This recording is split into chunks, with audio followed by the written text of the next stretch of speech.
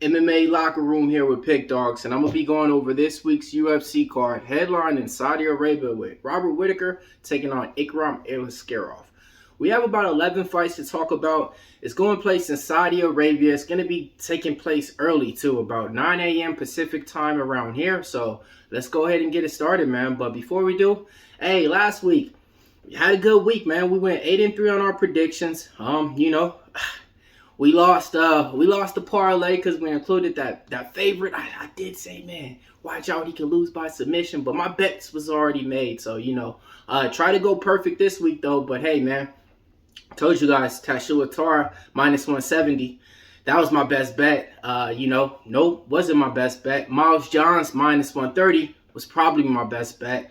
And then Joseph Knudsen, she came through for us. Gabriel Fernandez, she came through for us, and everything else, man. But let's go ahead and get it started, man. How'd you guys do last week? Did you guys hit on any big dogs out there? Or, hey, man, what'd you guys do?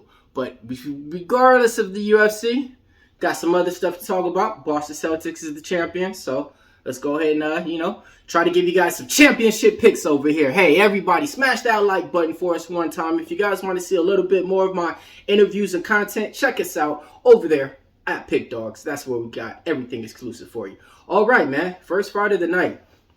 It's going to be a fight that a lot of people's not going to know two fighters that were well. One, Xiao Long taking on Chang-Ho Lee. Xiao Long, two fighters making their UFC, return after fighting on the UFC, road to UFC. That's a Japanese, Oriental, Asian fight league that tries to develop their fighters over there and bring them to the UFC and see who can compete. Let's get down to the odds. Xiao Long's a minus 130 favorite in there. He's going to be the overall better fighter, okay? Chang-Ho Lee, he's going to be the guy going for the takedowns. But look, they don't just grade takedowns no more.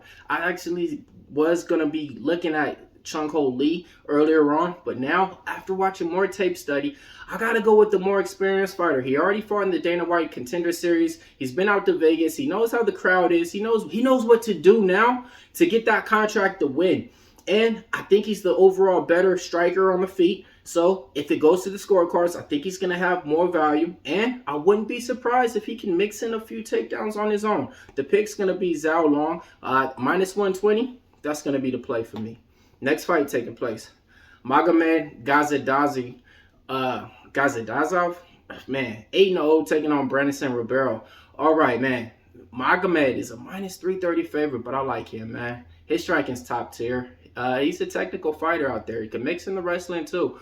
Made his debut on the Dana White Contender Series, and when he did, he was just going for the takedowns, though, man. He was a big favorite, and he didn't look good as a big favorite. You usually want favorites to finish the fights, right? But he wasn't able to do that. He still was able to get the contract in there. Brandon Ribeiro, man, when he came on the Dana White Contender Series, he was a big underdog, and he took people money, knocking out Fernando Lopes, I want to say. Then he bounced back in the UFC. He fought a Japanese fighter, I forget the name, in a spot to where he was looking good, but then he just got knocked out. That's the storyline with Brandon Ribeiro. He's real fragile. He can go down pretty much just with, one single punch, not multiple punch to get him taken down. I actually think Magomed's the play in here. The line's coming down on him. Certain books got him at a minus 3-1 in here. I got a parlay with them. Show you how it goes later on. Next fight taking place. Kyung-Ho 19-10. Mr. Perfect's back, taking on Moran Gafurov. Moran Gafurov's a minus 150 favorite in here. Look, he's going to be the Tajikistan fighter, fighting in Saudi Arabia. So you're going to think that, the crowd's going to be going his way, right? Of course they will. If it goes to the scorecards, it's probably going to give him his first win. It might just. But we ain't here for just. We're here for the bets. I like Kyung-Ho Kang in the spot, man. Mr. Perfect, last time out, he was fighting John Castaneda in the fight. He didn't look that good, meaning that I had a play on him, and, he didn't do what I thought he would. That's what I mean, But he never quits. He's going out there, decent striker out there. He can mix in the takedowns every now and then. Gafurov, he's a fighter out there. He just didn't impress us, didn't do anything. Coming from 1 championships, he's 0-2 in the UFC. He's a good striker too. He's going to be the one coming forward. But I think in this one, Kyung-Ho Kang know his back is up against the wall. And I think he's going to come out there to perform, to finish. He usually finishes his opponents with submissions. Let's go ahead, man. Let's go ahead and get a little get a little plus money on there, man. Let's take Kyung-Ho to win inside the distance. But the play for me, I like the dog money. Kyung-Ho Kang's a plus 135.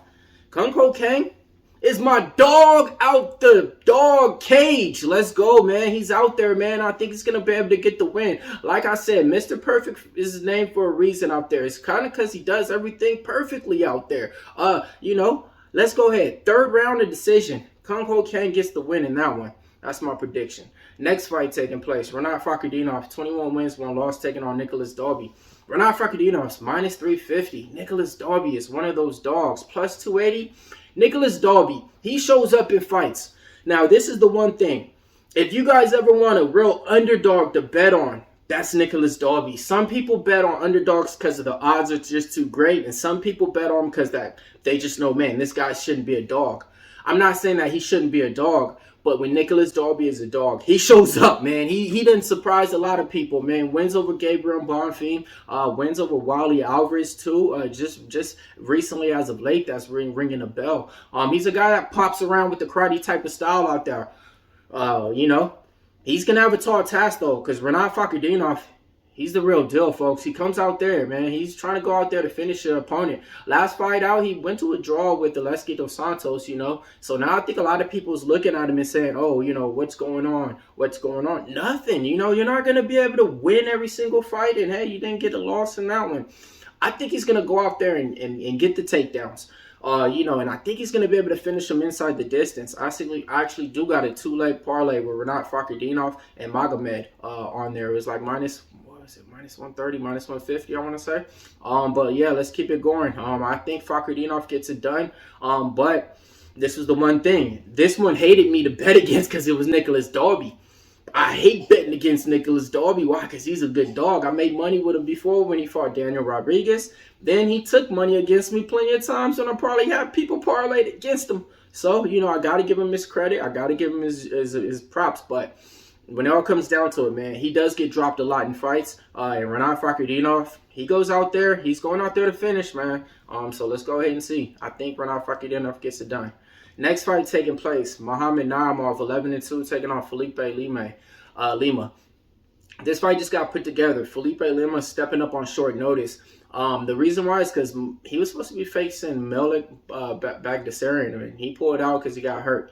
Now, Muhammad Naimov, he opened up a minus 160 in this fight. He's coming all the way down to a minus 115, minus 125. Felipe Lima, for the people that don't know, he's making his UFC debut, caught up on short notice, coming from the Octagon promotion, bantamweight champion over there. Seen his fights a couple of times before now. When I was seeing the name, I was like, let me look. And I was like, all right, I seen once or twice. He's a good fighter, man, overall, but he has a tough task to take on short notice right here. If this is overall, maybe in the Apex, maybe in a regular fight, I think he can get it. I wouldn't be surprised, man. The money's coming in on him. But Muhammad Naimov, he's been one of those guys that we've been backing out here, and we've been making money with him as a dog. He's even closed, as a favorite 2-1 for us, I want to say, I think. But I think he gets it done in this one, man. The price tag's too low for me not to bet it. Minus 125. I'm going to go ahead and go back to war with Muhammad Naimov. Tajikistan fighter, stand up. He's one of the guys out there. One of the better fighters out there, man. He got a whole country behind him in here. So I say he's going to go out and get the win. I think he's going to get it by decision. But, he's a finisher too. So, hey, man, let's go ahead. Muhammad Naimov gets it done in this one. All right, next fight taking place. This one has a lot of people in the betting community going back and forth. Nazareth Haqparast taking on Jared Gordon.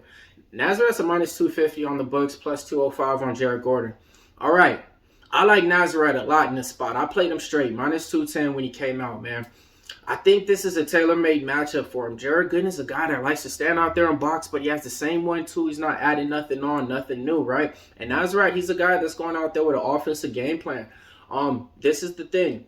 The keys to victory for him is stuff to takedowns. Jared Gordon, that's where he's going to have the advantage in here, right? He averages, I think, 1.5 or 2 takedowns a fight or something like that. Nazareth, he struggles with takedowns, right? But big cage, big stage, I think this is where Nazareth shines and gets that KO again inside the distance. He was able to knock out Jamie Mullarkey.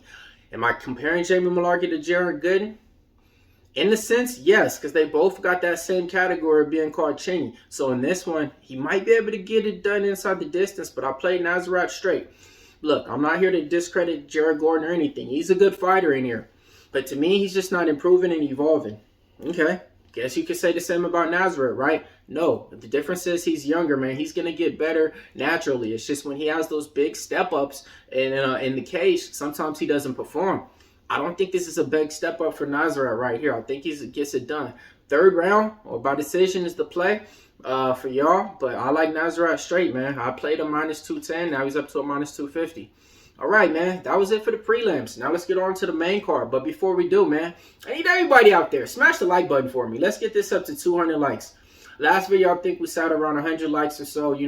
Almost around 1.5K views. I want to get to 2K views, 2,000, 3,000, everything. Let's keep counting it up. Let's keep counting up this money over here, man. All right. Next fight taking place.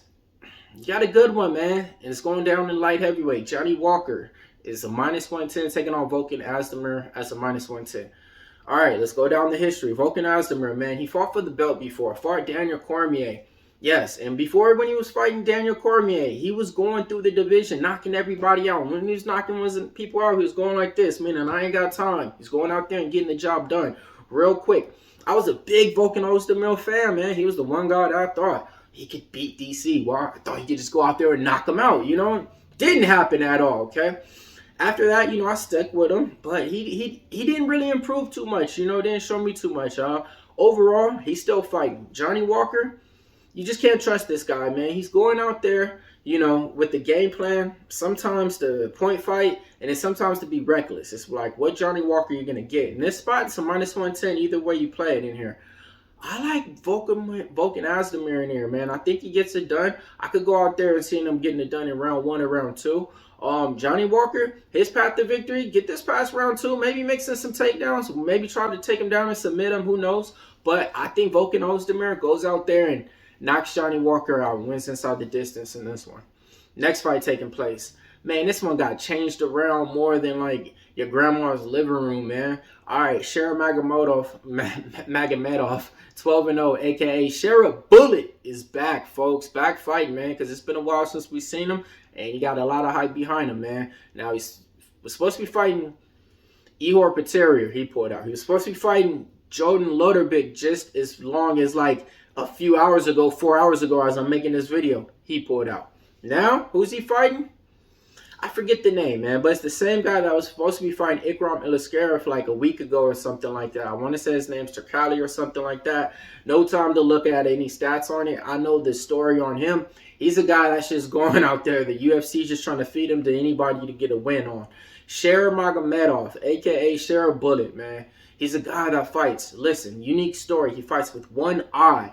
And he's going out there striking with everybody, man. Made his UFC debut against Bruno Silva. Won by decision out there. The way that he strikes, if you guys like Taekwondo, Muay Thai, karate, watch this fight, man. It's unique when you see him out there. He has a lot of finishes too, man. He likes to finish his opponent early on too as well in there. I think this one's going to be tailor-made for him to get the finish in here. I could say he's going to finish him in round 1 or round 2.